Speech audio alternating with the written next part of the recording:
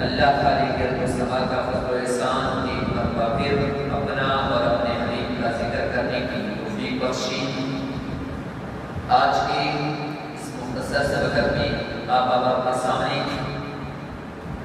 گفتگو کا جو محور ہے، جو خلاصہ ہے، وہ ہے عشق رسول صلی اللہ علیہ وآلہ وسلم۔ کیوں کہ ہمارا یہ عقیدہ ہے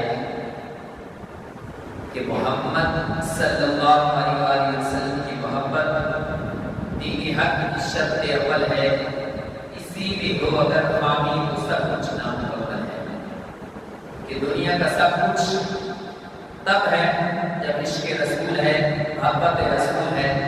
اگر عشق رسول محبت رسول نہیں تو دنیا کا کچھ بھی نہیں ہے۔ آج کے اس پرفتن دور میں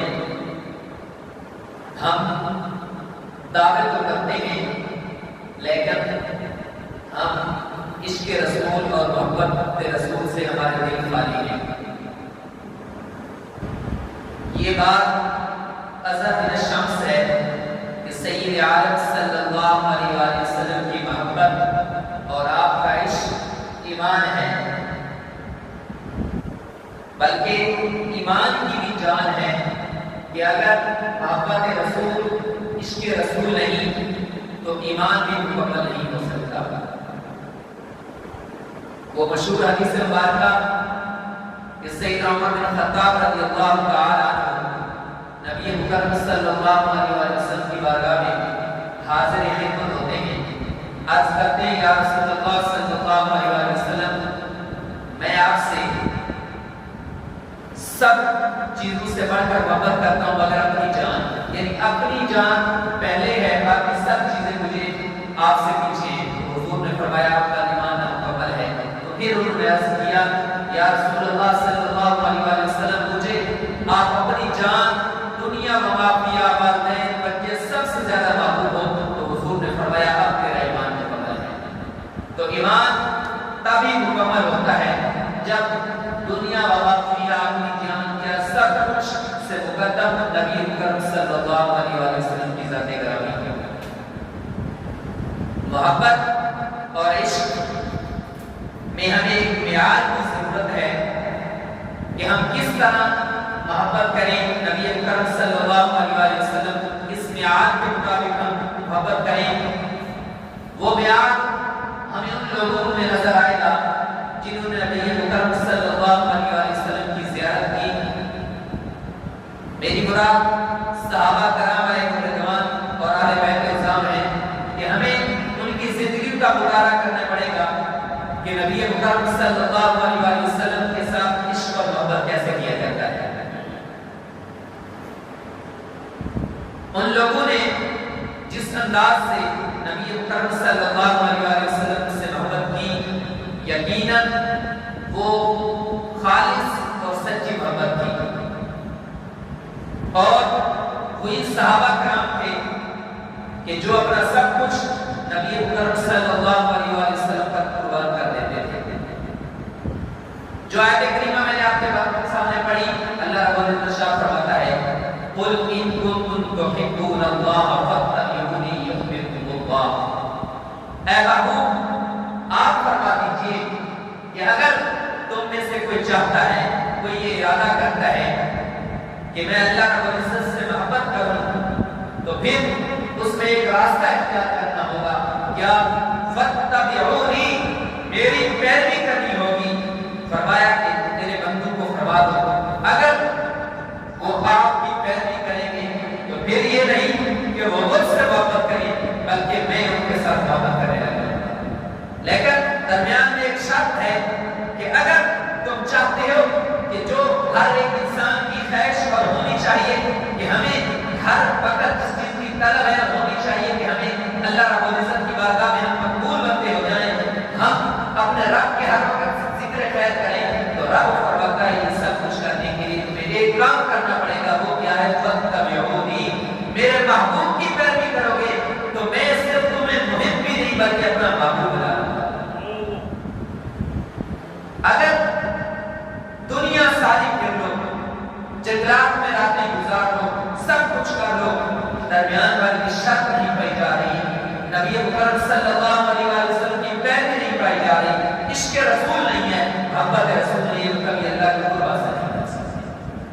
अगर नबी अकरम सल्लल्लाहु अलैहि वसल्लम का इश्क रसूल, पैरवी, मोहब्बत, इत्तिबाए रसूल अगर तुम में आ गई तो रब फरमाता है फिर ये नहीं कि तुम मुझे ढूंढते फिरो, बल्कि मैं तुम्हें अपना महबूब भी बना दूंगा। बात यहाँ नहीं खत्म हुई, फरमाया तुम्हारे गुनाह भी माफ कर दूंगा। अगर तुम मेरे महबूब की पैरवी करोगे तो सिर्फ ये नहीं कि तुम्हें मैं अपना महबूब बनाऊंगा, ये कुरान है जिसका खुलासा आपके सामने अर्ज कर रहा हूं।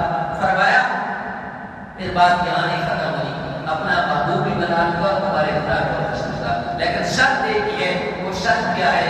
वो ये है कि नबी अकरम सल्लल्लाहु अलैहि वसल्लम की पैरवी, कि अगर वो कहें कि आपने 14 घंटे भूखा प्यासा रहना है तो भूखा प्यासा रहने ये पैरवी करके बताना है कि ये रोजा फर्ज तो रब ने किया है, लेकिन हमने बताया महबूब ने हम उनकी सुन्नत पे अमल करके भूखे प्यासे रहने हैं, और अब फरमाता है कि इसकी जज़ा में होगा कि अगर वो महबूब फरमाए कि आज ईद का दिन है, आज खुशियां मनाओ, आज खाओ पियो तो खाना पीना है, क्योंकि हमें हुजूर ने फरमाया है।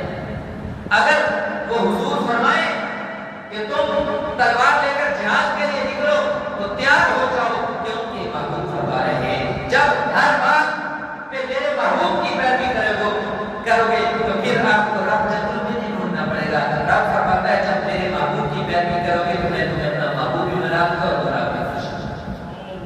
उसकी मैंने जैसे पहले अर्ज किया कि हमें सहाबा की जिंदगियां देखने पड़ेगी कि सहाबा ने कैसे इश्क रसूल, मोहब्बत रसूल अपने अंदर परस्त की हुई थी।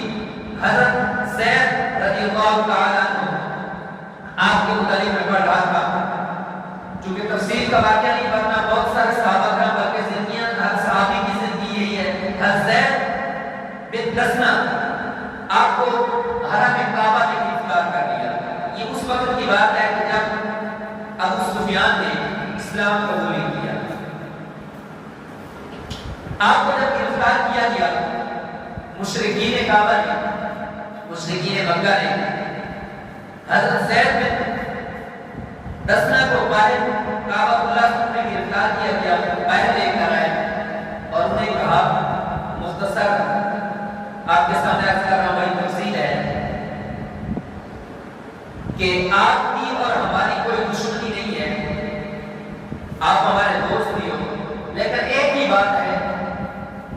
ہمارا جو دشمن ہے معاذ اللہ محمد صلی اللہ علیہ وسلم، آپ اس کی پیروی کرتے ہو، اس وجہ سے ہم نے آپ کو پکڑا ہے، گردن پر تلوار رکھ کے اس سے مخاطب ہو گیا۔ وہ سفیان کہتا ہے کہ اے زید، کیا تجھے یہ بات پسند نہیں کہ اس وقت تجھے میرے بات دماغ میں نہیں آتی کہ اب تو ادھر ہے، تیرا رب اور تیرا محبوب جس کی تو پیروی کرتا ہے، جس کی تو اتباع کرتا ہے، وہ مدینہ میں ہے، رب اوپر ہے، کسی نے آپ کو چھڑایا نہیں، کیا تم اس بات کو پسند نہیں کرتا کہ معاذ اللہ اب تو گھر میں آرام فرما ہوتا اور تیری جگہ محمد صلی اللہ علیہ وسلم ہوتے؟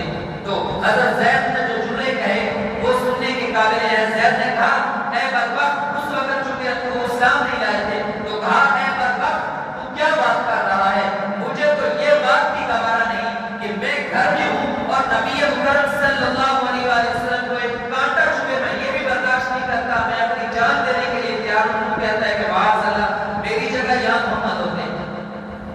تو حضرت ابو سفیان جنہوں نے اس وقت اسلام قبول نہیں کیا، انہوں نے کہا میں نے دنیا میں بڑے عشق کرنے والے، بڑے پیار کرنے والے، بڑے محبت کرنے والے دیکھے ہیں، لیکن ایسے دیوانے میں نے دنیا میں کہیں نہیں دیکھے کہ اپنی جان ہاتھ پہ رکھ کے یہ کہہ رہا ہے کہ تو مجھے قتل کرنے کے لیے معاذ اللہ یہ جملہ کہہ رہا ہے کہ کاش یہاں نبی اکرم صلی اللہ علیہ وسلم ہوتے۔ مجھے تو یہ بھی گوارا نہیں کہ میں کہتا ہوں میری جان چلی جائے لیکن میرے محبوب کو ایک کانٹا بھی نہ چھوڑے۔ وہ کہتا ہے کہ اسلام نہیں لایا، لیکن وہ اس سے متاثر ہوتا ہے، کہتا ہے کہ اگر حقیقی عشق، حقیقی محبت ہے تو صحابہ بھی ہیں۔ اور ایسی 20 مثالیں ملتی ہیں کہ صحابہ نے اپنا سب کچھ حضور کی خاطر وار دیا۔ آج لوگ کہتے ہیں صحابہ نے حضور کے لیے میلاد کیے، کیا کیا؟ اس سے بڑا میلاد کیا ہوتا ہے کہ اپنی جان، کہتے ہیں ہماری جان حضور کو ہمیں، وہ ایک مشہور عورت کا واقعہ ہے نا، وقت کے دامن میں اتنی گنجائش نہیں کہ جب جنگ سے واپس آئے تو ایک خبر پھیلا دی گئی کہ معاذ اللہ حضور کو شہید کر دیا گیا ہے۔ جب وہ راستے میں کھڑی ہو گئی، راستے میں ہر آنے والے سے پوچھ لیے بتاؤ حضور خیریت سے؟ لوگوں نے کہا خیریت سے۔ اسے بتایا گیا کہ تیرے باپ کو شہید کر دیا گیا ہے، تیرے خامد کو، تیرے بیٹے کو۔ وہ کہتی ہے چھوڑو ساری باتیں، مجھے یہ بتاؤ محبوب کا ہے، اس سے بڑا عشق رسول کیا ہو سکتا ہے؟ اس کو صرف، حالانکہ اس کا پوچھنا یہ مطلوب ہی نہیں تھا، اس نے یہ پوچھا کہ حضور کا کیا بنا؟ ان کو بتایا گیا کہ تیرے باپ کو بھی شہید کر دیا گیا ہے، تیرے باپ بیٹے کو بھی، تیرے شوہر کو بھی۔ وہ کہتے مجھے انصاف کی کوئی پرواہ نہیں، مجھے بس یہ بتاؤ میرے حضور کہاں ہے اور کیا حال ہے۔ دیکھیے جب جانے اپنے والدین، اپنے بیٹے، اپنے شوہر سب کچھ قربان کر رہے ہیں تو اس سے بڑی قربانی اور کیا ہو سکتی ہے؟ آج ہم اوپر سے تو کہتے ہیں کہ غلامی رسول میں موت بھی قبول ہے، لیکن ہمارے اندر یہ نہیں۔ وہ مفتی صاحب نے فرمایا ہے ہم یہ تو کہنے کو تیار ہیں کہ غلامی رسول میں موت بھی قبول ہے، لیکن غلامی رسول میں زندگی قبول نہیں ہے۔ محبت رسول، عشق رسول کا تقاضا یہ ہے، وہ چاہتی یہ ہے کہ ہم ہر لمحہ، ہر وقت حضور صلی اللہ علیہ وسلم کی سیرت پہ